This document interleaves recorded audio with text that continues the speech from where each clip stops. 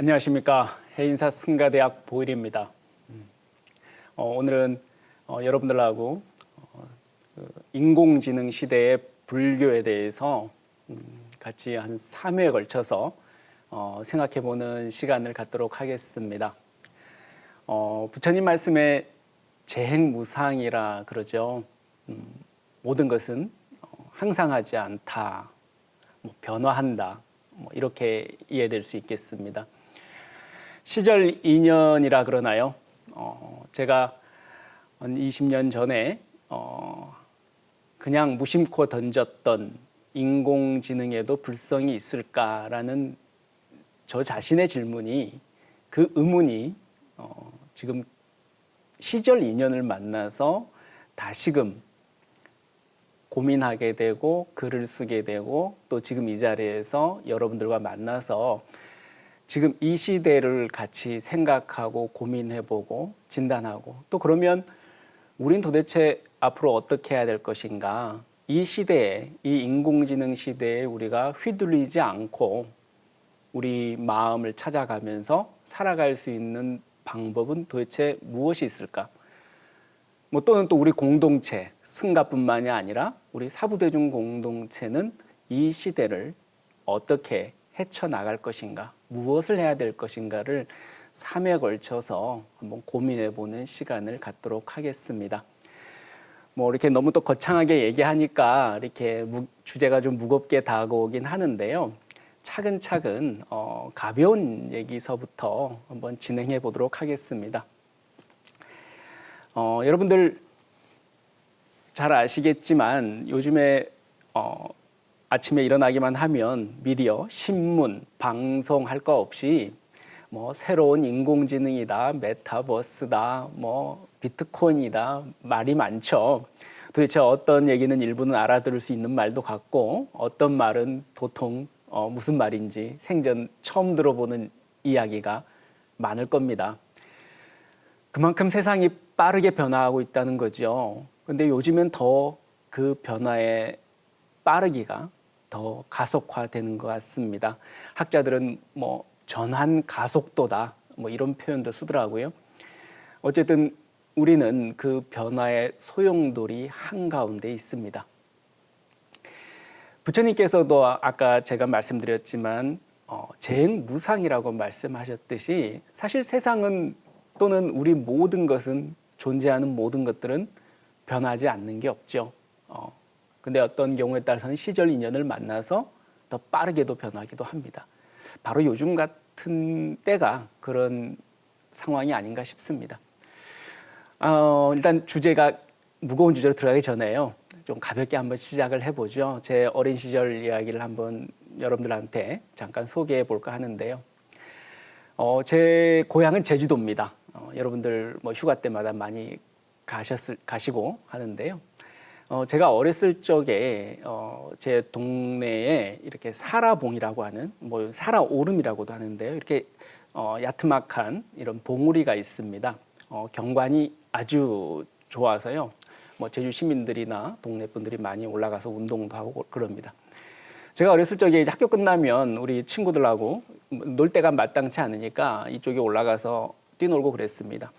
여기 보면 과거에 일제 진지 동굴이 여기에 아직도 남아 있습니다. 2차 세계대전 말이죠. 이제 폐색이 짙어진 일본군의 이제 전원 옥새 명령이 내려지고, 일본군이 최후 항전의 어떤 거점으로서 제주도가 꼽혔다 그럽니다. 그래서 일본군들이 집중해서 제주도 항만연안에 진지를 구축하는 작업을 했다 그럽니다. 이 지금 여러분들 지금 보고 계시는 사진이 바로 일제 진지동굴입니다. 물론 이러한 진지동굴은 비단 사라오름에만 있는 게 아닙니다. 제주도 전역에 걸쳐져서 상당수가 이제 지금 분포돼 있고요.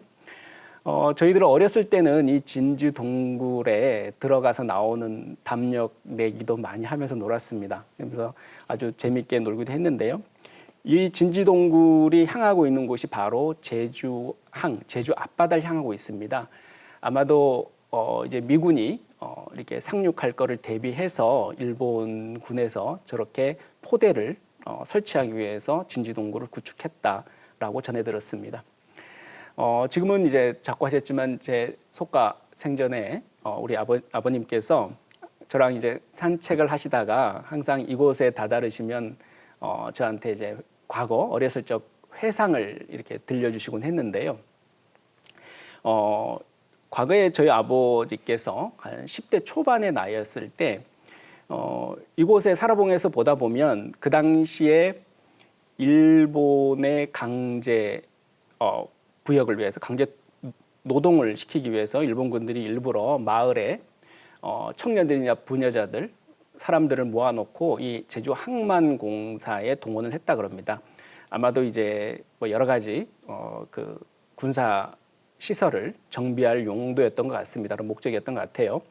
근데 우리 아버님께서 그 당시에 했던 말씀이 그 당시에도 일본군의 기세는 대단했었고 태평전쟁 말기였으니까. 근데 어느 날 이제 일본 천황이 무조건 항복 선언을 하고 나서 상황이 바뀌었죠. 이제 미군이 이제 거침없이 들어왔고 미군의 군함들이 뭐 어마어마한 규모였겠죠. 들어와서 갑판의 문을 열고 그 갑판 안에서 엄청난 크기의 탱크나 군용 트럭이나 건설 장비들이 쏟아져 나오는 것을 눈앞에서 볼 수 있었다 그럽니다. 어린 소년이었던 제 아버지 눈에 비친 그 광경은 어떤 실로 놀라운 광경이었다고 합니다. 거의 충격이었죠. 그 당시만 해도 제 아버지는 어렸을 적에 초등학교 시절에 그 당시 국민학교라고 들었는데요. 일본이야말로 지금 전 세계를 제패하고 있는 지구 최강의 군대라고 그렇게 들었다 그럽니다. 그런데 막상 보니까 제주항으로 들어온 미군의 그 위용과 압도적인 힘의 크기를 그 어린 소년이었던 아버지의 눈에도 그 엄청난 격차가 눈에 선하게 들어왔다는 거죠. 그때 우리 아버지께서 그런 생각을 하셨다 그럽니다.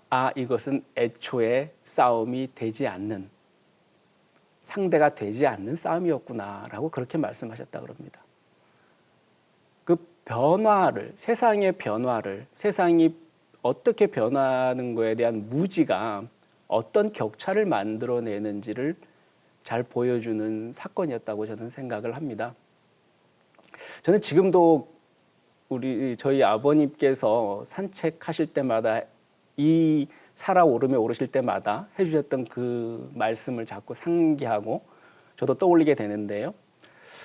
세상의 변화라는 것은 아마 우리도 모르는 사이에 이렇게 진행이 되고 또 우리가 외면하든 무시했든 어떤 경우가 됐든 간에 그 변화는 계속해서 진행되고 있다는 겁니다. 근데 그 변화는 결국 격차를 만들어내고 또 그 격차는 개인이나 어떤 공동체한테 또 고통을 안겨주기도 합니다. 그건 제가 굳이 설명을 안 드려도 우리 역사에서 이미 다 배워서 알고 있는 사실입니다. 제가 이렇게 장황한 말씀을 드리는 이유는요. 바로 지금의 인공지능, 혹은 혹자들은 4차 산업혁명이라고도 하고요. 이러한 형태의 거대한 변화, 이게 바로 세상의 변화를 우리가 단순히 하나의 흐름 정도로 이해해서는 안 되는 이유라고 생각하고요. 또 한 가지는 또 어떻습니까? 여러분들 너무나 이제 익숙하다시피 할 정도의 고통이 또 하나 있죠. 바로 코로나 팬데믹 상황입니다. 사실은 코로나 팬데믹이 2년 전에 닥쳐오기 전만 하더라도 4차 산업혁명이라 그래서 이 변화에 전 세계는 물론 우리나라도 촉각을 곤두세우고 있었습니다. 하지만 코로나 바이러스가 전 세계로 확산되면서 또 다른 충격을 또 받게 되는 거죠. 소위 말해서 이중 충격이라고 합니다.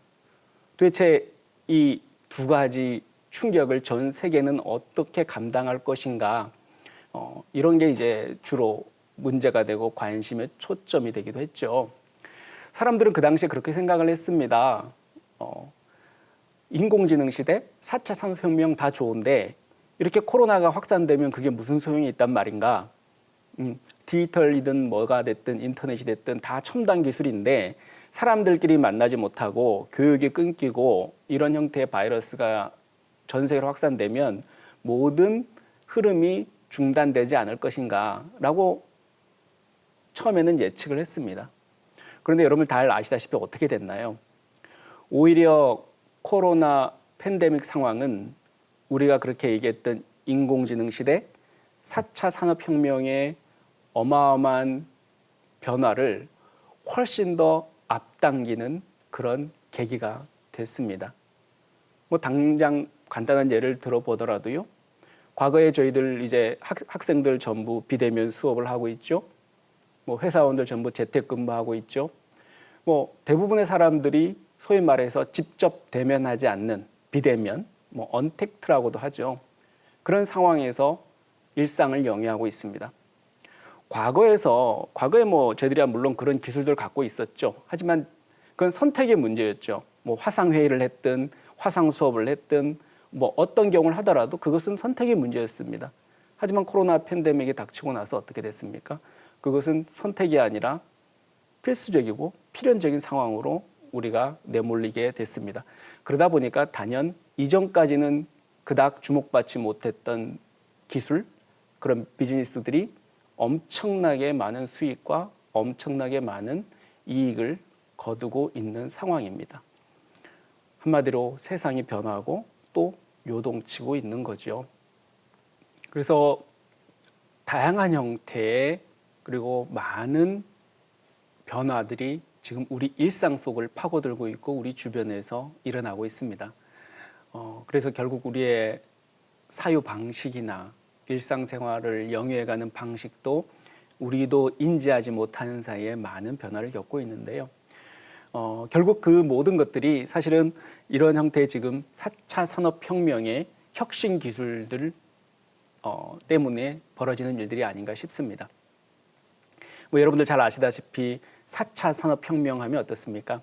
그 모든 형태의 우리 일상생활의 모든 기록들, 또 우리 삶의 모든 사물들, 또 기술들이 전부 데이터화돼서 우리가 소위 말해서 인터넷 세상이라 그러죠. 디지털 가상세계의 정보량과 대등해지는 세상을 4차 산업혁명이라고 흔히들 얘기하는데요.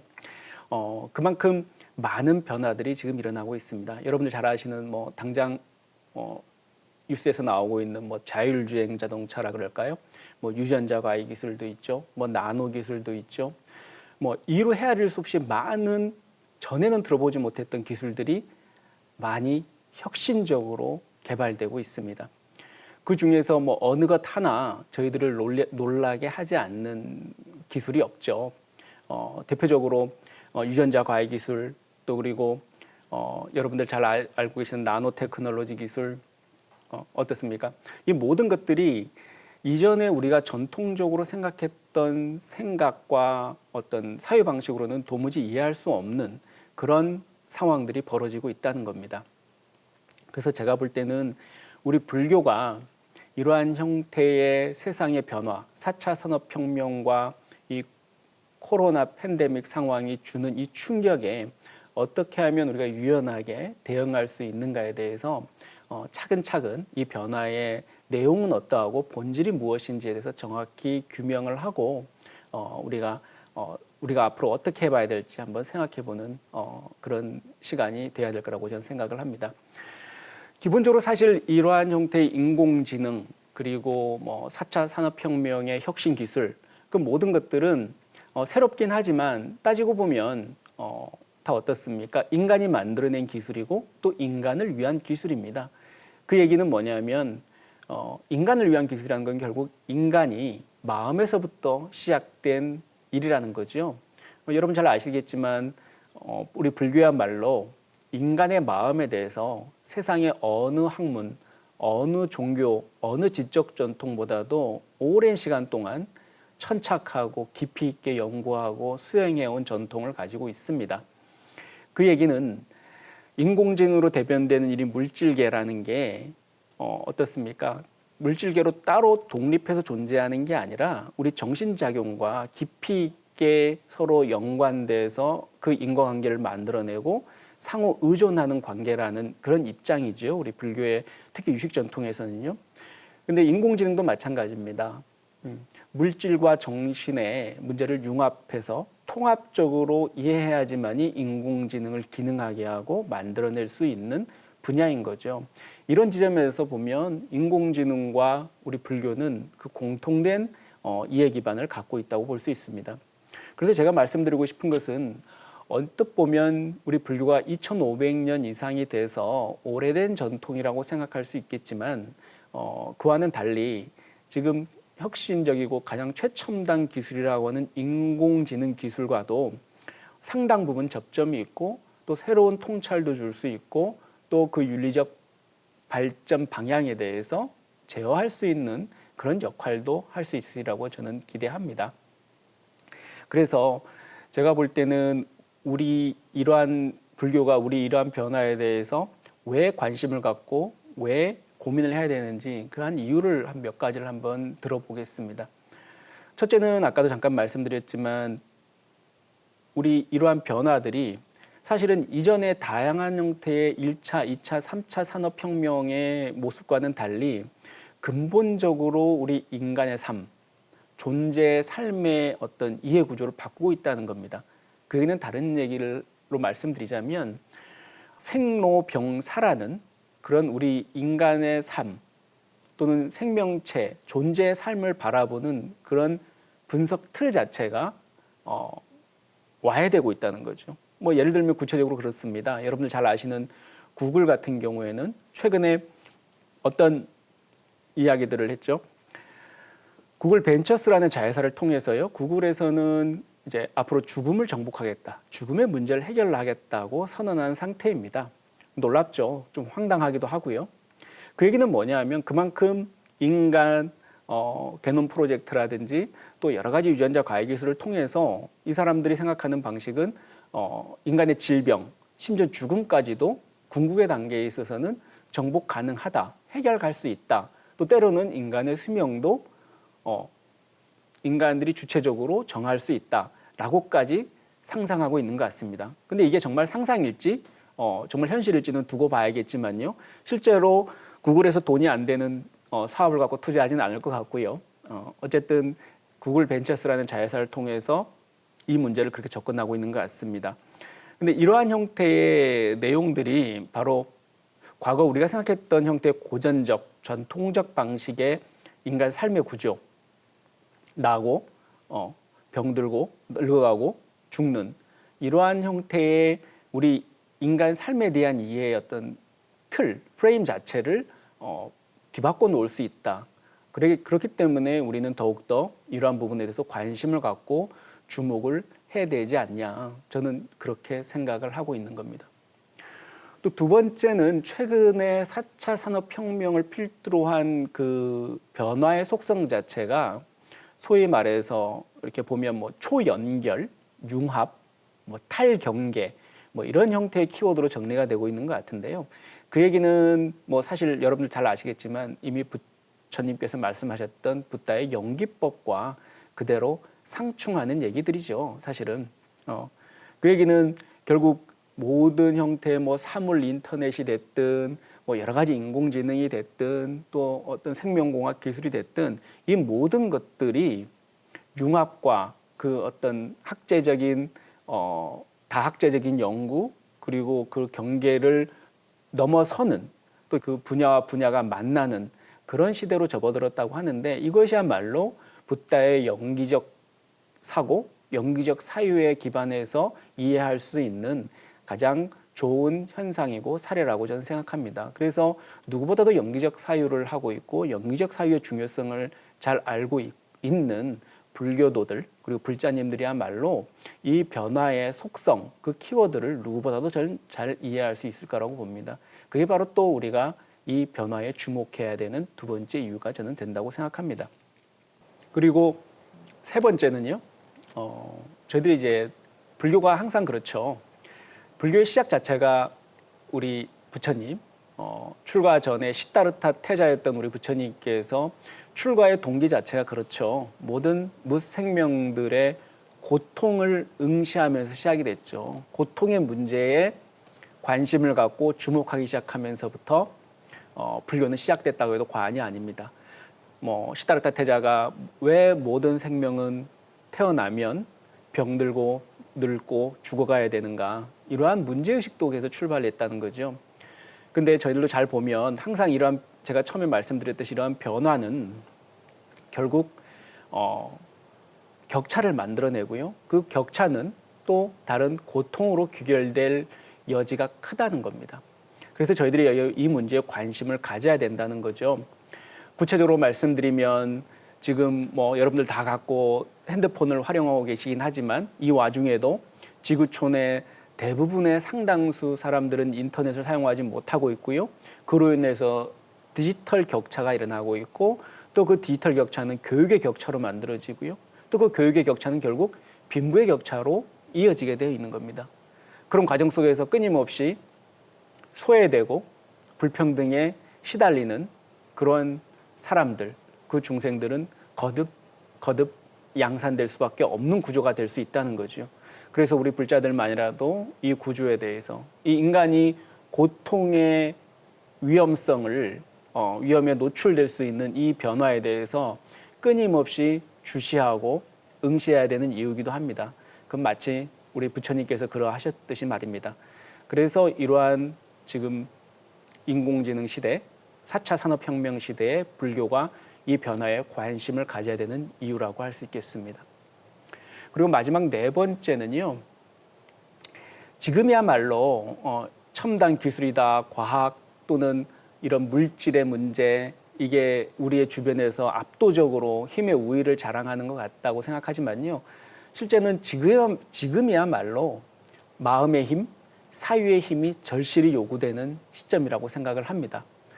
실제로 또 우연인지요, 인간의 역사에서 과거 유럽에 패스트가 닥쳤었고 모든 사람들이 많이 희생이 되고, 그 후에 어떻게 됐나요? 르네상스가 일어나고 새로운 대항해 시대가 일어나서 새로운 세계로의 탐험이 시작됐듯이요, 아마 이게 지금 위드 코로나가 됐든 포스트 코로나가 됐든 아마 엄청난 변화는 이제 이미 시작이 되거나 또 앞으로 우리는 목도하게 될 것입니다. 근데 그러한 과정 속에서 단순히 과학기술이 발전한다, 이 문제가 아니고요. 이럴 때일수록 더욱더 그 과학기술 자체의 올바른 방향 설정을 위해서도 우리의 사유의 필요성, 윤리적 고민의 어떤 필요성이 어느 때보다 요구되어진다는 거죠. 결국 사람의 마음이고 결국 인간의 마음이 이 모든 것들을 만들어내는 거니까요. 제가 볼 때는 사실 지금 이미 인공지능이나 다른 여타의 첨단 과학기술은 아마 우리 인간이 할 수 있는 것을 끝간데 없이 아마 추구할 것이고 아마 폭주기관차처럼 저는 달릴 거라고 생각합니다. 그게 이익이 된다면요. 근데 그거를 윤리적으로 제어하고 올바른 방향으로 우리가 이끌어갈 수 있는 것은 아마 종교, 철학의 문제라고 저는 생각을 하거든요. 그 종교, 철학의 영역 속에 우리 불교적 사유의 어떤 내용들이 큰 역할을 저는 할 것이라고 생각합니다. 이런 과정 속에서 부처님께서도 말씀하셨듯이 천상천하 유아 독존이라고 하셨잖아요. 이 세상에서 나보다 귀한 존재는 없다. 그 얘기는 어떤 말인가요? 이게 디지털 시대에는 모든 게 복제가 가능하고 모든 게 수없이 많은 형태의 디지털 가치로 환산이 되는 시대에 우리 개개인의 마음의 힘, 또 개개인이 갖고 있는 고유의 성격과 품성과 그 사람의 가치는 대체될 수 없다는 거죠. 그런데 어느덧 우리가 이런 혁신 기술과 첨단 기술에 휘둘리다 보면 자칫 우린 이러한 형태의 개개인의 가치를 상실하거나 잃어버리기 쉽습니다. 하지만 이럴 때야말로 이 마음과 또 인간의 본질, 또 우리 마음의 사유의 힘을 믿고 끊임없이 이 논의를 거듭해 나간다면 아마 이 4차 산업혁명 시대, AI 시대도 우리가 지혜롭게 오히려 이 흐름을 타면서 잘 살아갈 수 있지 않나, 저는 그렇게 생각합니다. 그래서 저희들이 볼 때는 과거에 혁신 기술이라 시대라 그래서 과거의 고전들, 우리 불교 경전들, 논서들, 우리 큰 스님들의 말씀들이 필요 없어지는 시대가 아니고요. 오히려 그 어느 때보다도 절실하게 필요해지는 시대라고 생각하고, 또 이 시대는 그렇다고 해서 막연히 과거의 방식대로 이것을 이해하고 그대로 받아들이는 게 아니라 재해석하고 다시 고민하고 다시 논의하는, 한마디로 고전을 새로 읽고 고전을 다시 읽는 이런 필요성이 어느 때보다도 요구되는 시점이라고 저는 생각을 합니다. 그래서 저는 지금까지 한 4가지를 왜 이 4차 산업혁명, AI 시대에 불교가 관심을 가져야 되고 또 우리 불자님들이 더욱더 어떤 관점과 질문을 던질 필요가 있는지에 대해서 한 4가지 이유를 설명을 드렸습니다. 제 개인적인 생각이기도 하고요. 불자님들 생각은 어떠신지는 모르겠습니다. 어쨌든 세상은 변화하고 있죠. 부처님께서도 어떻게 하셨나요? 마지막 열반 직전에 제자들을 모아놓고 하신 말씀이 있죠. 여러 가지가 있지만 그 중에서 마지막 유언은 이렇습니다. 그러므로 비구들아, 나는 너희에게 이르리라. 모든 것은 빠르게 변화하느니라. 게으르지 말고 정진하도록 하라. 불방일 하라. 스님들이 이런 말씀하는데요. 세상의 속성이 그렇다는 거죠. 제가 서두에도 말씀드렸지만 변합니다. 빠르게. 이 순간도 변하고 있고요. 이 당시에 제자들이 이렇게 말씀을 드렸습니다. 세존이시여, 그러면 세존이 돌아가시면 장례는 어떻게 절차를 밟으면 되겠습니까? 이 질문에 부처님께서 말씀하시죠. 나의 장례는 신심 있는 불자들이 알아서 할 것이다. 너희들은 계속 정진하도록 하라. 왜 그러셨을까요? 제가 볼 때는 그렇습니다. 신심 있는 제가자들이 장례 절차는 할 것이고 이 순간에도 시간은 흐르고 있다. 만약에 우리 부처의 제자들이, 나의 제자들이 장례를 핑계로 또는 장례 때문에 정진에 방해가 된다면 그 시간 동안은 또 흘러버리는 거죠. 그러면 어떻게 되나요? 이게 큰 관점으로 보면 역사의 한 시점을 놓치는 게 되는 거죠. 그러다 보면 붓다의 가르침은 어떻습니까? 아무리 귀하고 좋고 훌륭한 가르침이라 할지라도 그 시대의 고민과 그 시대의 언어와 그 시대의 사유로 붓다의 가르침이 재해석되고 또 풀이되지 않으면 그 가르침은 결국 이 사바세계, 이 지구상에서 온전히 전해져 내려올 수가 없었을 것입니다. 지금 여러분들 알고 있는 대승불교의 전통까지, 선불교의 전통까지 과거 부처님 당시부터 시작해서 수많은 다양한 전통들, 다양한 부파들, 다양한 불교 전통들이 있었습니다. 그게 왜 그럴까요? 그게 단순히 분열이 아닙니다. 끊임없이 변화하는 시대상에 맞게, 시대에 맞게 변화하고 그 시대에 따라서 불교를 끊임없이 업데이트 시켜가는 그런 우리 선배 스님들, 또 선배 불자님들, 여러 보살님들의 노력, 정진력이 있었기 때문에 그러한 형태의 변화, 변주가 가능했다고 저는 생각을 합니다. 지금도 저는 바로 그런 시점이라고 저는 생각하거든요. 우리 불교가 새로운 변주, 새로운 재해석, 새로운 형태의 대안, 고민을 이 AI 시대에 내놓을 수 있어야지 된다고 저는 생각합니다. 그래서 새로운 불교, 새로운 형태의 붓다의 가르침을 또 우리 세상에 내놓을 수 있어야 된다고 저는 생각합니다. 그래서 제가 지금 여러분들 앞에서 총 3회에 걸쳐서 이 AI 시대의 불교가 과연 어떤 위치에 지금 상황에 놓여 있고 도대체 무엇을 해야 되고 어떤 관점으로 이 시대를 진단하고 봐야 될 것인가에 대해서 나머지 2강 동안에는 그 내용으로 여러분들과 만나보도록 하겠습니다. 어떤 기대해 주시고요. 오늘 강연 함께해 주셔서 감사합니다.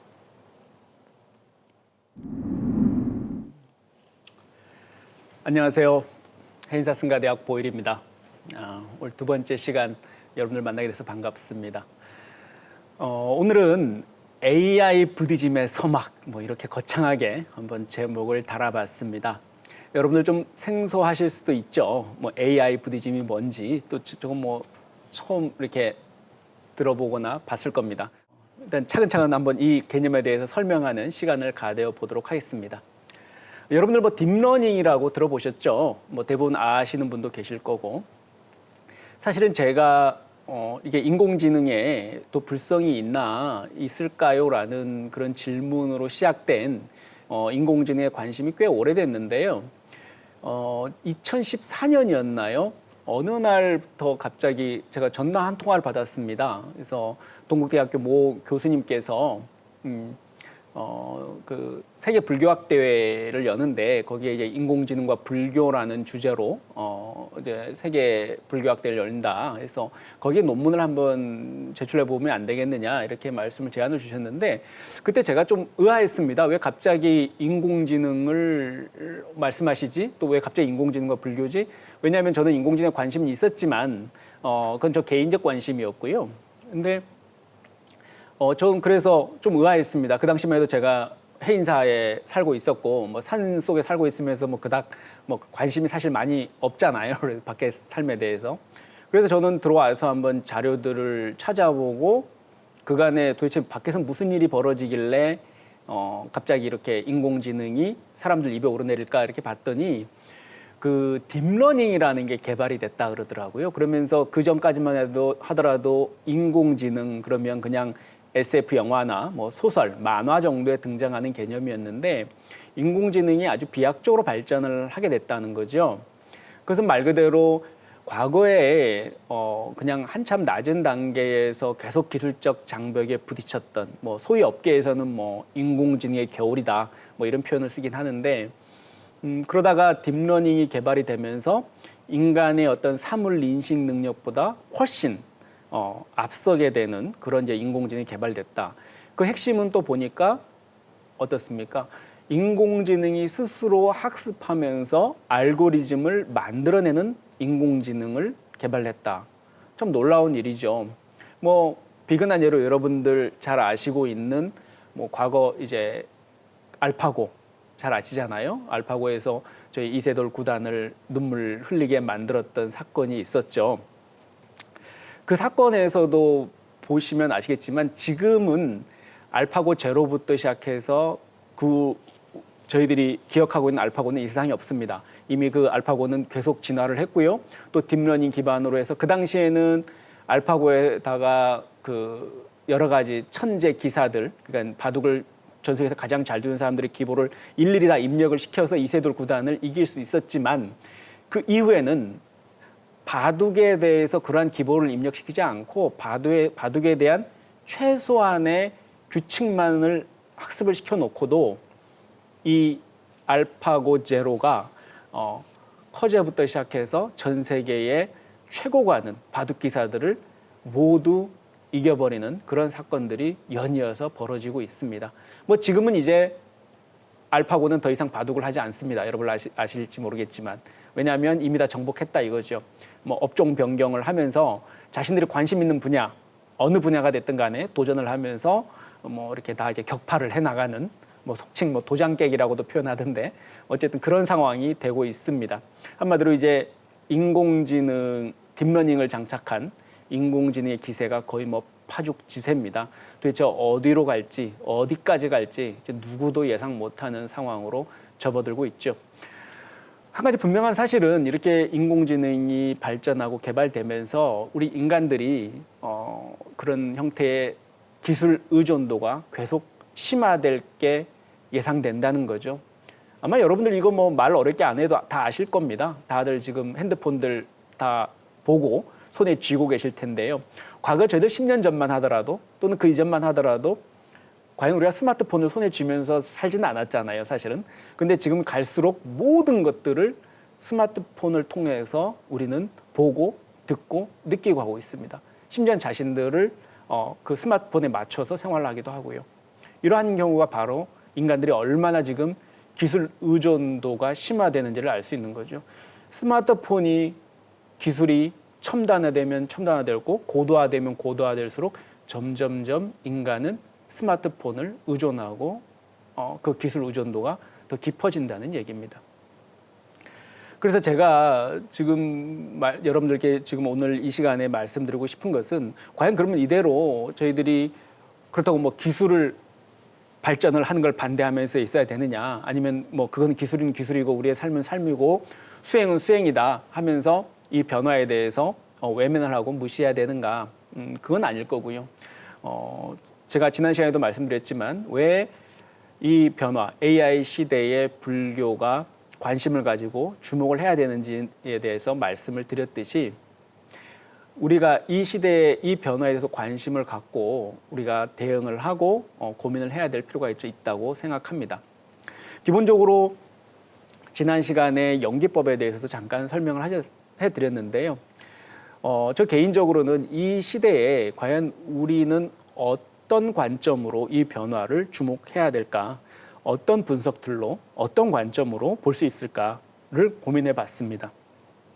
저 개인적으로는 이 AI 부디즘이라고 이 시대를 명명하고자 합니다. 우리 불자들의 입장에서 보는 AI, 저 개인적인 의견이기도 하고요.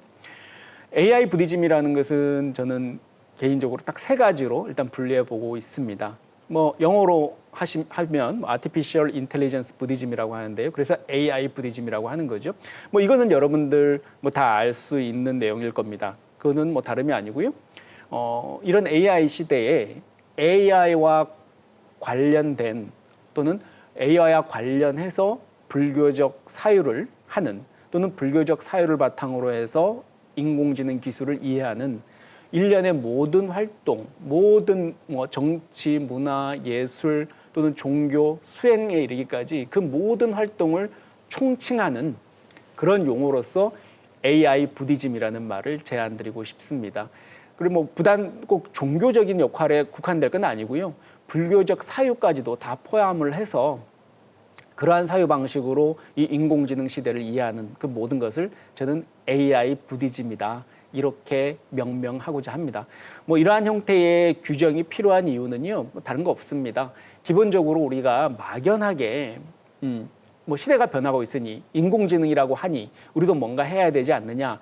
뭐 뭔가 대응해야 되지 않느냐. 이런 원론적인 얘기를 할 게 아니라 대응이라든지 구체적 어떤 실천을 하기 전에 이 상황을 우리가 어떻게 포착할 것인가, 어떤 관점, 어떤 시선으로 볼 것인가에 대한 구체적인 관점의 정립이 필요하다고 생각하기 때문입니다. 그래서 전 첫 번째 말씀드리고 싶은 게 AI 부디즘, 첫 번째 인공지능 불교를 말씀드리는 겁니다. 그래서 저는 앞으로 모든 형태의 인공지능과 관련된 불교적 사유 방식, 이거에 대한 모든 활동들, 이거에 대한 모든 고민들, 이러한 것들을 AI 부디즘이라고 총칭하자, 이렇게 한번 제안을 드리고 싶고요. 뭐 여기까지는 다 이해가 되죠. 근데 두 번째부터입니다.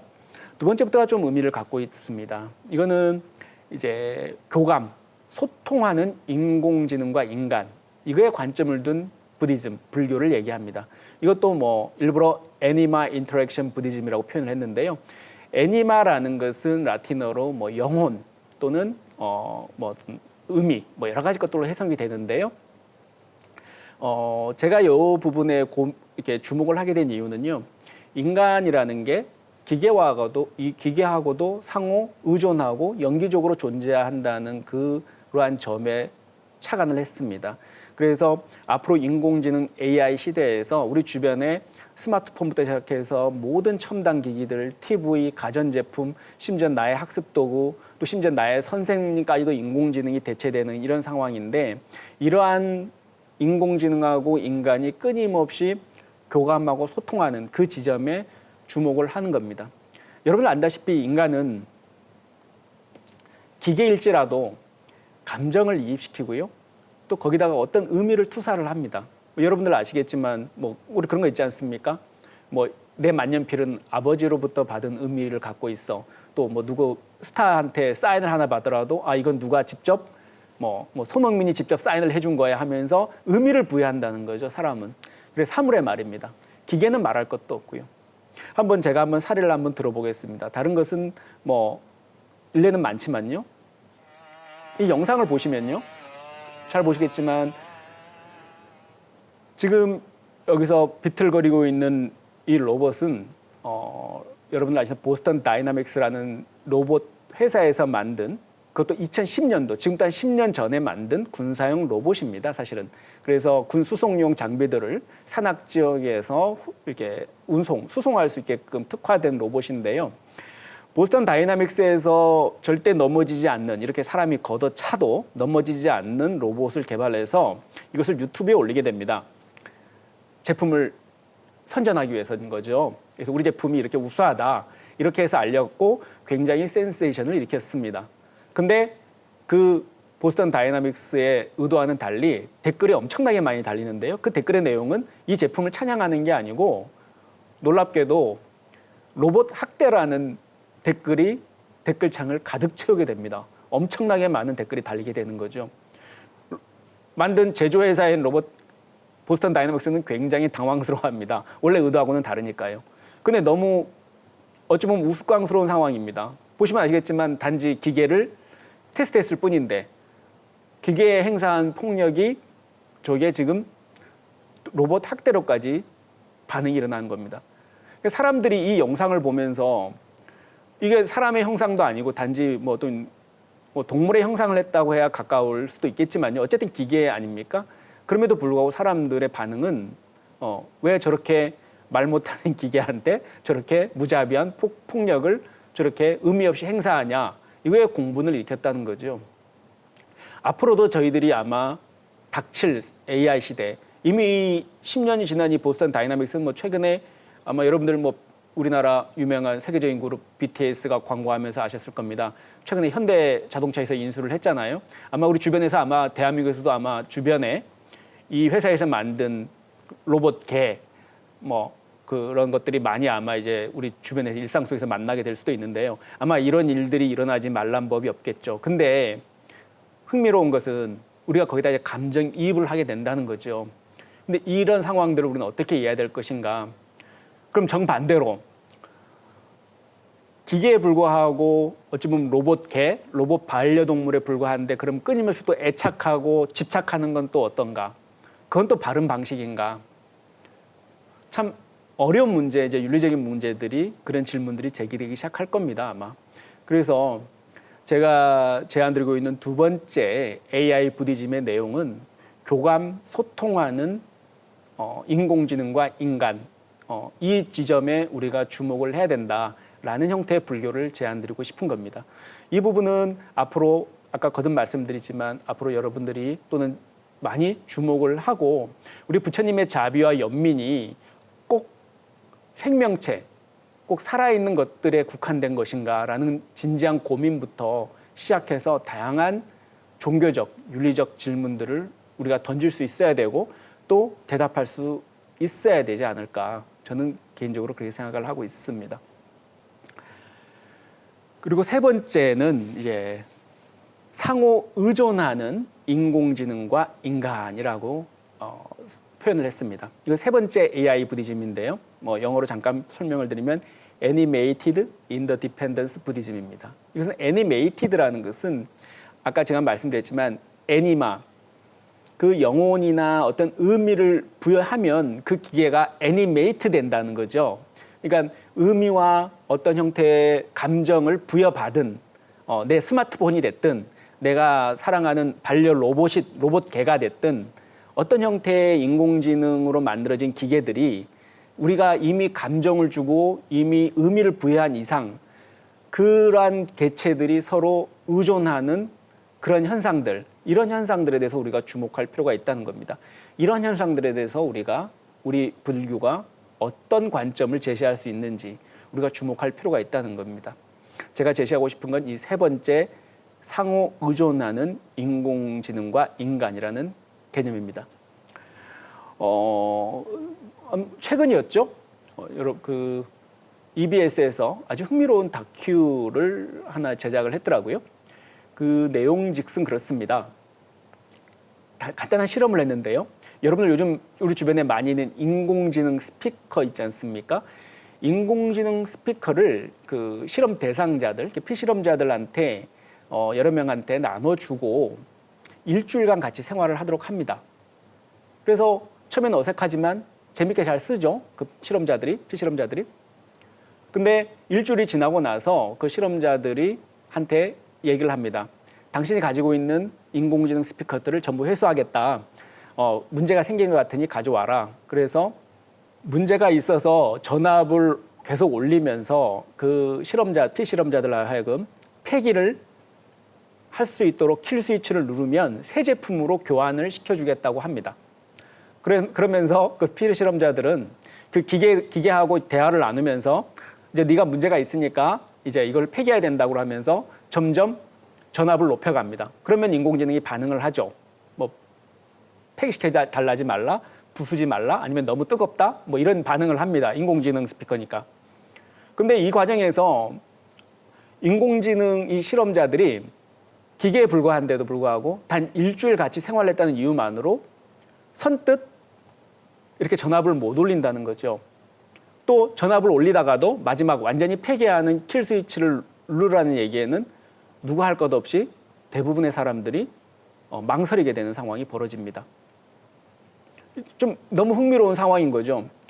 단 일주일의 시간인데 기계에 불과한 인공지능 스피커하고 서로 교감하고 소통하다 보니까 나름의 애니마를 부여하게 된 거죠.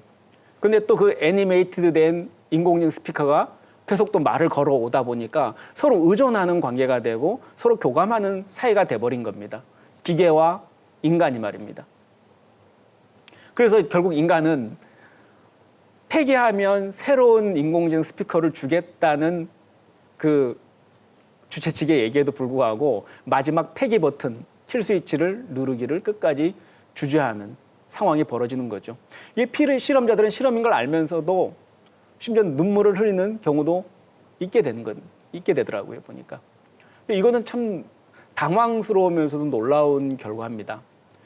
근데 대부분의 경우 이 실험에서 피실험자의 27%는 끝까지 27%만이 킬 스위치를 눌렀다 그럽니다. 그런데 나머지 상당수의 3분의 2 이상 사람은 그 킬 스위치를 누르지 않았다는 거죠. 근데 반대로 일주일도 생활하지 않고 새 스피커를 갖다 주면서 실험자들한테 그냥 문제가 있으니 폐기 버튼을 눌러주세요 하면 무려 91%의 사람들이 서슴지 않고 킬 스위치를 누른다는 겁니다. 뭐 당연하죠. 그냥 기계에 불과하니까. 차이는 일주일 동안 같이 생활했느냐 그렇지 않았느냐 차이라는 거죠. 그 일주일 동안 서로 교감하는 그런 인간과 기계 사이의 정서적 유대가 발생했다는 얘기로도 해석될 수 있는 건데 앞으로도 아마 지금은 이런 인공지능 스피커라는 아주 간단하고 아주 단순한 형태의 낮은 수준의 그런 우리 일상 주변의 가전 제품이라 할지라도 인간이 이렇게 쉽게 의미를 부여한다는 것, 이건 저희들이 마음을 연구하고 마음을 공부하고 마음을 수행한다고 하는 그것을 기조로 삼고 있는 우리 전통에서는 주의 깊게 주목해야 되는 그런 지점이라고 생각합니다. 그래서 저는 이렇게 세 번째 상호 의존하는 인공지능과 인간이라는 그 기준 속에서 AI 부디즘을 그런 개념을 제안해 봅니다. 그래서 총 세 가지죠. 그냥 원래 의미로서의 인공지능 불교라는 의미의 AI 부디즘이 있고요. 두 번째, 서로 교감하고 의미를 부여하는 의미로서의 인공지능과 인간의 관점을 맞춘 두 번째 개념, 그리고 그 의미가 부여된 인공지능이 또다시 인간한테 영향을 끼치면서 서로 의존하는 관점에서의 세 번째 의미, 상호 의존하는 인공지능과 인간이라는 관점에서의 AI. 저는 이렇게 총 세 가지로 AI 부디즘이라는 것을 여러분께 한번 소개하고 제안해 드립니다. 어찌 보면 어려울 수도 있고 이렇게 할 수도 있는 이러한 개념을 제시해야 되는가? 사실 안 해도 상관없겠죠. 그냥 즐길 수도 있고 그냥 첨단 기술을 우리가 그냥 말 그대로 즐기기만 하면 될 수도 있는데 아까 서두에 말씀드렸지만 이 변화가 그렇게 간단한 변화가 아니고 어찌 보면 전 지구적으로 또 모든 영역에 걸쳐서 벌어지고 있는 커다란 변화이기 때문에 우리가 이렇게 주목을 하는 과정 속에서 우리 불교 또는 불자들 입장에서 볼 수 있는 하나의 분석 틀 또는 관점의 구체적 수립이 필요하지 않겠는가 해서 제가 제 나름대로 한번 정리해 보았습니다. 물론 이러한 형태의 관점 세 가지를 갖고 이 거대한 변화를 전부 포착하거나 설명할 수 있다고는 생각하지 않습니다. 다양한 관점이 있을 수 있고요. 다양한 아이디어가 있을 수 있다고 생각합니다. 각자 이러한 형태의 꼭 AI 부디즘이 아니더라도 이 인공지능 시대에 걸맞는 형태의 어떤 관점 그리고 어떤 시각을 수립해 본다면 이 시대에 아주 휘둘리지 않고 나름의 주관을 갖고 나름의 마음을 평온히 가져갈 수 있는 그런 좋은 도구가 되지 않을까, 저는 좋은 방편이 되지 않을까, 저는 개인적으로 그렇게 생각해 봅니다. 어떠신가요? AI 시대의 AI 부디즘. 저는 불교가 꼭 남들이 하니까 따라서 한다 이런 문제가 아니고, 또 남들이 그렇게 얘기하니까 우리 전통에도 그런 개념이 있다 이런 개념이 아니라, 지금이야말로 오히려 위기가 아니라 기회일 수도 있다고 생각하는 입장입니다. 과거에 이전에 우리가 산업시대에 했던 방식과 그간의 축적된 경험과 노하우가 이 새로운 시대의 4차 산업혁명 시대, 인공지능 시대에는 큰 의미를 갖지 못한다는 거죠. 그래서 과거에 지금까지 우리가 알고 있는 기존의 산업혁명 시대를 거치면서 선진국이라고 이름을 들었던 유럽이나 여러분들이 알고 있는 미국이나 과거의 열강들 또는 과거의 강대국들이라고 했던 나라들이 그 산업혁명이라는 걸 기반으로 해서 지금의 어떤 슈퍼파워를 지금 행사하고 있는 건데요. 아마 이 4차 산업혁명 시대, 인공지능 시대를 거치면 아마 모든 것들이 리셋되는 제로 베이스, 아주 처음부터 다시 시작해야 되는 큰 변화의 저는 시점이라고 생각합니다. 저는 이게 단지 국가 간의 문제라고만 생각하지 않고요. 우리 종교 집단 간의, 물론 개인 간의 문제일 수도 있습니다. 종교 간의 문제라고도 저는 생각합니다. 우리가 한국 불교 1700년 역사 속에서 나름 엄청나게 많은 찬란한 문화도 이루었고, 하지만 또 근현대에 이르러서 일제 침략기를 거치면서 또 해방 이후에도 지금까지도 엄청나게 눈부시게 많은 발전과 어떤 업적을 축적해 오곤 했지만, 그 과정에도 아쉬움도 굉장히 많을 거라고 생각합니다.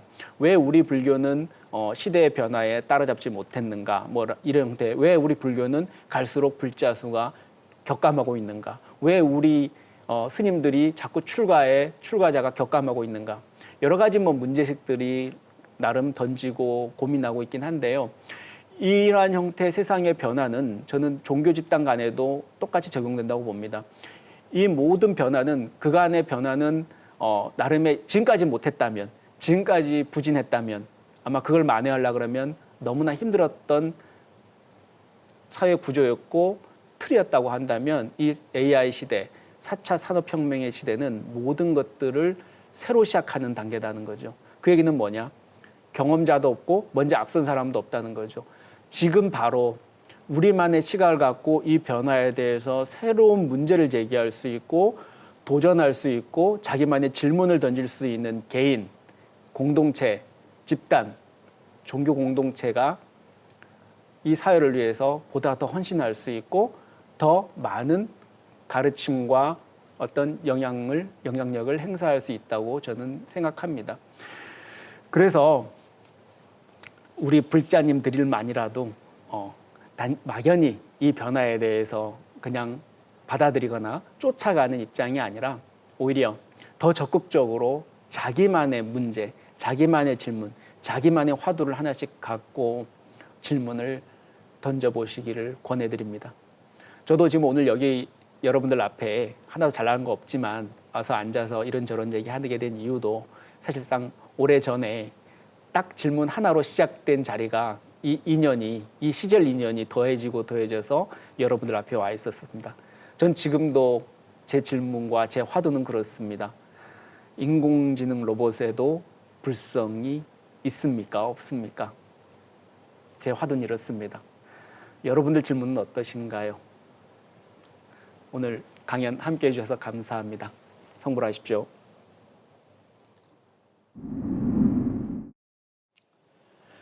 안녕하세요. 해인사 승가대학 보일입니다. 오늘 제 3강째죠. 제목을, 오늘 주제는 디지털 대항해 시대의 한국 불교라고 정해봤습니다. 제목이 좀 많이 거창하죠. 왜 이런 제목을 달았는지 이따 차근차근 설명해 드리도록 하겠습니다. 여러분들 혹시 뮤지컬 좋아하시나요? 예전에 고전이긴 한데 노트르담 드 파리에서 나오는 프롤로 신부가 그 음유시인 그랑구루에게 이렇게 묻죠. 피렌체하고 뭐 그 르네상스에 대해서 말해줄 수 있겠느냐. 그래서 그랑구루가 이게 프롤로 신부한테 그 얘기를 하는 장면이 나옵니다. 여기는 그렇게 나오죠. 피렌체에서는 지구가 둥글 거라 하고 지구상에는 또 다른 대륙이 있을 거라 하네. 배들은 벌써 인도로 가는 길을 찾기 위해 대서양을 향해 떠났네. 루터는 신약을 다시 쓸 것이고 우리는 분열의 시대 문턱에 서 있네. 이렇게 나왔죠. 이 뮤지컬을 제가 소개해 드리는 이유는요. 여러분 잘 아시겠지만 뭐 매우 인상적인 내용입니다. 이제 여러분들 잘 아시는 지금 우리 코로나 팬데믹을 연상시키는 그 유럽의 패스트가 전 유럽을 휩쓸고 가면서 엄청나게 많은 사람이 병에 감염돼서 죽고 그 이후 그 직후에 세상의 변화, 사회 변화를 얘기하고 있는 거죠. 그 중심에 피렌체나 또는 그 이탈리아 르네상스가 그 당시에도 주목을 끌었나 봅니다. 거기서 새로운 아이디어들, 새로운 철학, 예술들이 꽃피어났기 때문이죠. 뭐 여러분들 잘 아시는 얘기입니다. 근데 제가 주목하고 싶은 거는 이 당시의 변화, 사람들의 생각의 사유방식의 변화를 조금은 주목해 볼 필요가 있지 않느냐, 그런 생각에서입니다. 그 당시에 여러분들 아시겠지만 신의 권위에 의지하고 교회의 권위에 의지하고 살았던 그 유럽인들한테 패스트가 닥쳤을 때 어떠한 형태의 조치나 의미 있는 형태의 국가나 뭐 교회는 아무런 역할도 해내지 못합니다. 끊임없이 죽음만이 그들을 기다리고 있거나 이미 시체만 쌓여가는 그런 상황을 목도하게 된 거죠. 경험적으로 사람들은 생각을 한 거죠. 더 이상 과거의 질서, 또 과거의 사유방식이 어떤 자신들을 지켜주지 못할 것이라는 그런 생각의 변화가 시작된 겁니다. 그래서 뭐 르네상스가 일어났다고 많이들 얘기를 하죠. 그 당시에 지금 여기도 노트르담 파리에도 나오지만 구텐베르그가 인쇄술을, 활자술을 널리 개발을 해서 알리게 되고 세상 사람들이 인쇄물을 읽게 되고 활자를 통해서 정보를 공유하되고 더 이상 교회가 정보를 독점하거나 지식을 독점하는 그런 시대가 아닌 새로운 모든 활자술을 통해서 모든 사람들이 상인, 하층민 할 것 없이 지식을 공유할 수 있는 그런 시대로 접어들었다는 것을 알리고 있습니다. 그 내용들이 이 노트르담 드 파리에는 잘 나타나 있죠. 당시에 사람들은 그래서 세상을 그렇게 도시국가나 자신들의 영역 또 자신들의 연안만 보는 게 아니라 대양을 향해서 나가서 저 지구 반대편에 있는 사람들의 삶 또는 더 멀리 나가서 자신들의 어떤 그 인간이 어떻게 살고 있는지 탐험의 어떤 욕구나 또는 그런 형태의 시도들을 시작하게 됩니다. 이런 것을 뭐 여러분들 다 아시다시피 뭐 대항해 시대 뭐 이렇게 표현을 하죠. 뭐 이게 그 용어가 굉장히 좀 식민지적인 색채가 그 과거 제국주의적 색채가 짙다 그래서 뭐 저희들 배울 때는 뭐 신항로 개척 시대 뭐 이렇게도 배웠습니다. 뭐 명칭이 어쨌든 간에요. 과거 유럽에서 패스트 이후에 엄청난 변화를 겪었듯이 또 엄청난 변화를 앞당겼듯이 저는 개인적으로 이 포스트 코로나가 됐든 위드 코로나가 됐든 이 인공지능 시대에 아마 이 코로나 팬데믹 이후에 우리의 삶은 아마 커다란 변화를 겪게 되리라는 건 뭐 그렇게 의심할 여지가 없는데요. 아마 지금 저희들이 볼 때 역사적으로 아마 패스트 이후에 유럽인들의 사유 방식의 변화를 좀 참고해 볼 필요가 있다고 생각합니다. 묘하게도 일치하는 지점이 많기 때문에 그렇습니다. 뭐 여러분들도 지금 다 백신은 맞으셨는지 모르겠습니다. 저도 뭐 그제 2차 접종까지 맞고 왔는데요. 최근에 이 딥러닝을 통해서 백신마저도 이렇게 빨리 생각보다는 빨리 개발이 되고 또는 지금 치료제 개발에 전국 전 세계 제약회사들이 달려들고 있는데요. 이 모든 것들도 사실 다 지금 인공지능 기술 덕분에 빨리 그 개발 시간을 굉장히 단축시킬 수 있었다고 합니다. 어쨌든 이 코로나 시대에 여러분들이나 저가 지금 겪고 있는 지금 이 강연 자체도 저도 많이 어색한데요. 여러분들이 앞에 불자님들이 계셨으면 아마 더 재밌고 저도 더 신이 나지 않았을까 싶은데 비대면으로 진행하고 있습니다. 이게 또 하다 보니까 어쩔 수 없는 선택이긴 하지만 또 나름 익숙해져 가기도 하는 것 같은데요. 이게 바로 여러분들이나 저나 겪고 있는 요즘의 우리의 일상이자 자화상이 아닌가 싶습니다. 사람들은 뭐 이것을 뭐 언택트 시대다, 뭐 비대면이다, 뭐 이런 표현도 쓰고 하는데 이 모든 것들이 사실은 디지털 기술 덕분인 거죠. 과거에는 이런 형태의 미디어 기술이나 이런 것들이 보편화되지 않았고 모든 미디어 제작을 소위 말해서 방송국이 다 독점을 했었고 또 그로부터 발생되는 정보나 지식 체계들도 다 특정 미디어 그룹 또는 신문사, 언론 집단에서 대부분 다 독점을 했었잖아요. 하지만 지금 그렇습니까? 다 1인 미디어 시대, 뭐 유튜브다 아니면 다양한 형태의 미디어를 통해서 각자의 관심과 각자의 의견을 뭐 매일매일 수십억 명의 사람들이 서로 교감할 수 있고 공감할 수 있는 내용들을 서로 소개하고 의견을 나누고 있습니다. 이게 다 뭔가요? 다 디지털 기술 덕분인 거죠. 디지털이 발전이 되면서 이런 상황이 벌어지고 있는 겁니다. 뭐 여러분들 뭐 잘 아시겠지만 여기 지금 보시는 것처럼 뭐 아마존이나 페이스북이나 마이크로소프트나 뭐 테슬라나 뭐 이런 기업들의 다 공통점이 뭘까요? 다 디지털 회사라는 거죠. 디지털 데이터베이스 기반의 비즈니스를 하고 있는 기업들입니다. 뭐 여러분들 이름만 들어도 아시는 것처럼 이 회사들은 전부 전 세계 매출 총액 10위권 안에 들고 있는 말 그대로 거대 기업들이죠. 뭐 몇 나라의 여러 나라의 1년 총 예산을 자산 규모를 합쳐야지 요 회사의 하나 자산 규모하고 맞먹는다 할 정도로 어마어마하게 큽니다. 사실은 요즘에 여러분들이 모든 생활 자체도 그렇고 저도 지금 이 순간도 그렇고 이 강연도 녹화가 되면 바로 디지털 세상으로 유튜브가 됐든 또 디지털 미디어를 통해서 업로드가 되고 여러분들도 디지털 미디어를 통해서 저를 만나게 될 것입니다.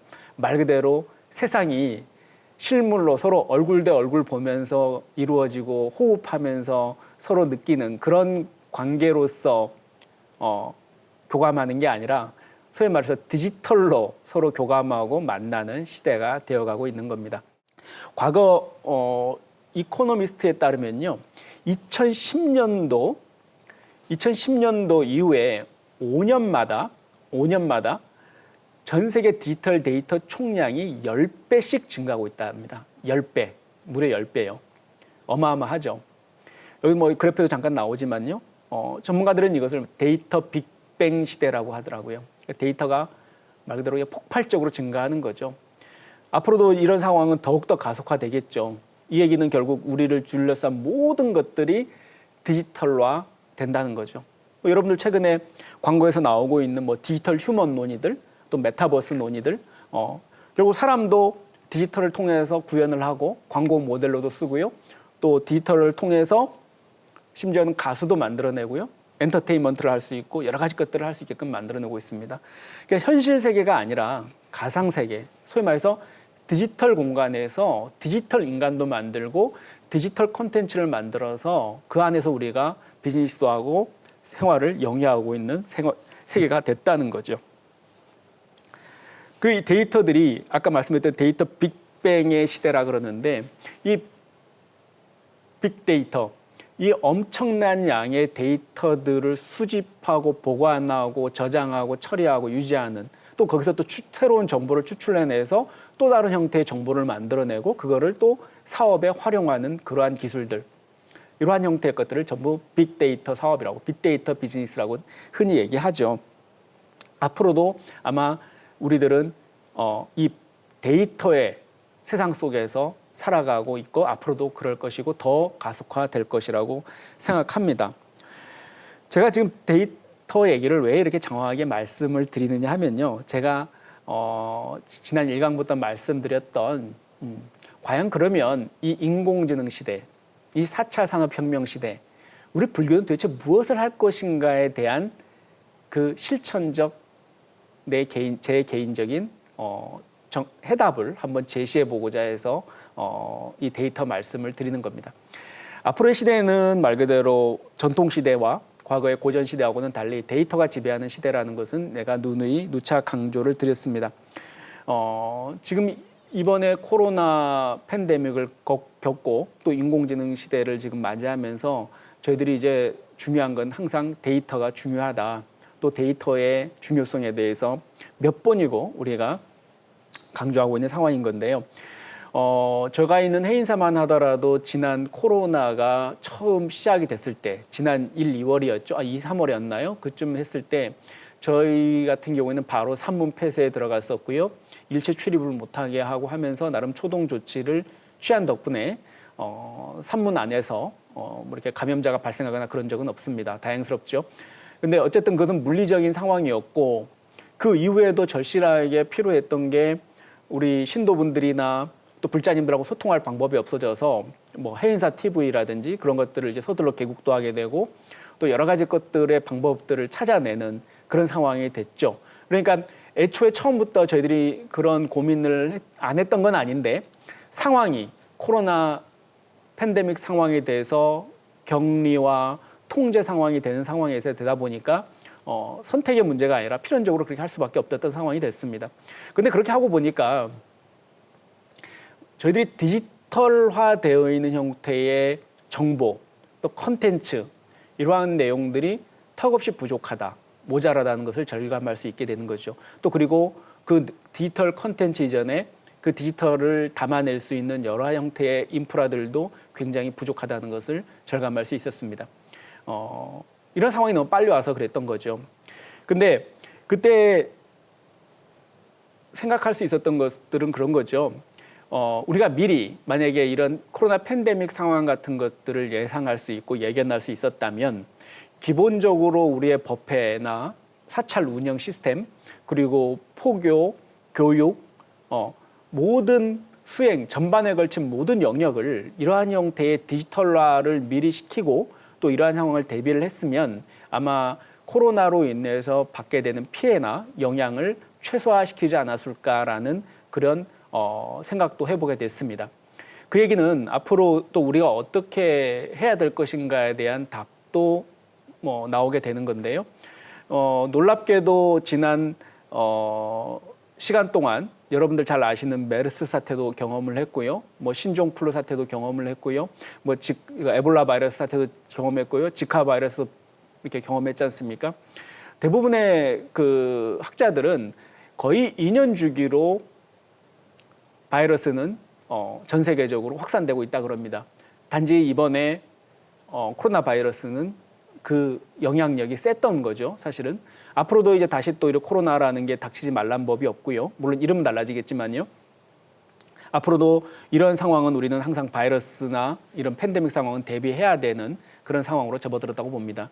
이 얘기는 달리 말씀드리면 지금처럼 비대면, 언택트 또 그게 가능하게 하는 데이터의 시대를 우리가 준비를 해야 된다는 거죠. 그래서 제가 과연 그럼 우리 한국 불교는 앞으로 이렇게 변화하는 시대에 우리가 뭔가를 어떤 것들을 준비할 수 있을까라는 물음에 대해서 저 개인적 생각을 말씀을 드리자면 저는 최근에 정부에서 몇 년 됐죠? 생각했던 그 아이디어에서 한번 착안을 한 게 있는데요. 그 정부에서 이게 꼭 고유한 건 아니지만 그 데이터 댐이라는 개념을 제시했던 적이 있었죠. 이게 그 모든 형태의 최근에 우리나라에서 일어나고는 AI 기반의 여러 가지 자료들이나 또는 여러 가지 국가적인 차원의 정보들이나 이러한 모든 것들을 각 분산해갖고 각 개별적으로 각 분야마다 보관하고 처리하는 방식이 아니라 이러한 데이터들을 한 곳으로 댐처럼 마치 각 지류에 있는 모든 강물들을 모아내는 댐의 역할처럼 이 데이터들을 전부 한 곳에 모아내서 이것을 통합적으로 저장하고 유지하고 관리하면서 또 필요에 따라서는 또 새로운 정보를 추출해낼 수 있는 그런 시스템을 구축하자라고 얘기하는 것을 들었습니다. 그게 뭐 소위 말해서 뭐 한국판 디지털 뉴딜 정책이라 그러죠. 그 안에 데이터 댐이라는 개념이 이제 등장하게 되는데요. 저는 이 개념이 굉장히 유용하다고 저는 생각을 하고 의미가 있다고 생각을 합니다. 저희들 한국불교 같은 경우에도 이러한 형태의 각급 사찰에서 일선 사찰에서 본사급뿐만이 아니라 말사 단위에서도 수많은 신도들을 만나고 법회를 열고 포교를 하고 또 교육을 하고 있습니다. 각 어떤 사찰 단위에서요. 근데 거기서 우리 절에는 어떤 불자님들이 찾아오고 연령대는 어떠하고 성비는 어떠하고 어떠한 교육 수준을 갖고 있고 또 어떠한 선호도를 갖고 있는지, 그러니까 절에서 제공하는 우리 종교 서비스에 대해서 어떤 선호도를 갖고 있는지, 어떤 불자는 단지 법회를 좋아하고 어떤 불자는 단지 선지순례를 좋아하고 또 어떤 불자는 스님한테서 그냥 수업 교육을 받는 걸 좋아하는지, 그 신도들이나 불자님들의 성향이라든지 개인적 선호도에 대한 다양한 형태의 풍부한 데이터들이 하나도 디지털화되어 있지 않고 이것들이 하나도 플랫폼을 통해서 모아져 있지 않기 때문에 전부 다 모래알처럼 또는 연기처럼 사라져 버린다는 거죠. 그래서 우리가 한국 불교는 전통은 오래됐다 하지만 지금 앞으로의 시대 또 현재의 시대에 우리가 적극적으로 우리 사람들과 세상 사람들과 같이 할 수 있는 기회에 대한 하나의 어떤 데이터를 갖고 있지 못한 상황이 된다는 거죠. 그래서 제가 지금 여러분들한테 말씀드리고 싶은 것은 그게 꼭 이런 데이터댐 형태의 플랫폼 구축이 시급하다. 저는 이제 이렇게 말씀을 드리고 싶고요. 뭐 그 공간 자체가 여러분들 잘 아시는 그게 뭐 인터넷 세상이 됐든 요즘 흔히 말하는 메타버스가 됐든 상관이 없다고 생각합니다. 단지 과거처럼 물리적으로 우리가 보이는 명산 아주 좋은 물 좋고 산 좋은데 꼭 큰 절을 지어야만이 불교 포교를 하고 수행을 하고 할 수 있는 게 아니라 이런 디지털 시대에 걸맞게 메타버스 공간이 돼서도 그 안에서도 절을 지을 수 있는 거고요. 그 안에서도 교육을 시킬 수 있는 거고요. 그 안에서도 스님을 배출할 수 있다고 저는 생각을 합니다. 그래서 이전과는 다른 세상의 변화에 맞는 형태의 디지털 시대의 변화에 맞는 그런 고민들을 할 시점이 아닌가 저는 개인적으로 그렇게 생각합니다. 그래서 지금 뭐 위드 코로나다, 포스트 코로나다 말들이 많은데 그게 어쨌든 간에 저는 포스트 코로나 시대, 위드 코로나 시대, 불교의 미래는 무엇입니까? 저는 물어봤을 때 저는 개인적으로 이렇게 생각을 합니다. 데이터라고 저는 생각합니다. 예전에 뭐 여담이지만 옛날 그 어디죠? 소프트뱅크의 손정희 회장이 한국을 방문했을 때 그 질문에 그렇게 대답했다 그러죠. 앞으로 미래 사회에 뭐가 가장 중요하다고 생각하십니까? 라는 질문에 대해서 자기가 아들이 3명이 있다면 첫째도 인공지능, 둘째도 인공지능, 셋째도 인공지능을 공부하게 시키겠다. 그런 사업을 하게 시키겠다. 이런 말씀을 하시는 걸 들었는데 저는 첫째도 데이터, 둘째도 데이터, 셋째도 데이터라고 저는 생각을 합니다. 이 데이터를 통해서 데이터들을 사장시키지 않고 이러한 데이터들을 한 곳에 모아서 우리 한국 불교의 종책을 수립한다든가 앞으로 한국 불교의 앞으로 나아갈 방향들을 설정하기 위해서도 우리 한국 불교가 지금까지 무엇을 해왔으며 지금 어떤 내용으로 일선 포교 현장에서 어떤 방식으로 포교가 이루어지고 있고 누구를 대상으로 하고 있고 어떤 사람들이 어떤 선호도를 보이고 있는지에 대한 구체적인 데이터들을 모아서 한 곳에서 이것을 수집하고 저장하고 관리할 수 있다는 거죠. 그래야지 또 새로운 형태의 우리가 포교 전략을 수립한다든가 새로운 종책을 수립함에 있어서도 그 데이터를 활용할 수 있다고 생각합니다. 그러기 위해서는 저는 불교 나름의 불교의 고유한 형태의 플랫폼을 구축을 해야 된다고 생각합니다. 거듭 말씀드리지만 이것은 뭐 메타버스 공간이 될 수도 있고요. 인터넷 공간이 될 수도 있습니다. 그래서 이러한 형태의 데이터들을 누가 독점하는 게 아니라 우리 일선 사찰의 그냥 조그만 마을절에 주지 스님부터 시작해서 일선 우리 포교사들 뿐만이 아니라 누구든지 다 활용할 수 있게끔 그게 개방 형태로 운용이 되고 그래서 불교가 발전할 수 있도록 그런 도움을 주는 게 저는 맞다고 생각을 합니다. 그래서 저는 뭐 지금 아까 방금 그랬지만 뭐 패스트 이후에 중세 유럽이 어떤 형태의 변화, 대항해 시대를 열면서 새로운 시대로 나아가고 거침없이 탐험을 두려워하지 않았고 또 새로운 형태의 인쇄술의 보급, 또 특정 권위를 관습적으로 따르거나 맹신하지 않고 그것을 벗어나려는 노력을 했던 것처럼 우리도 뭔가 다른 형태의 변화에 맞게끔 어떤 형태의 새로운 시각과 새로운 시선으로 새로운 실천을 해야 되지 않을까 저는 그런 생각을 해봅니다.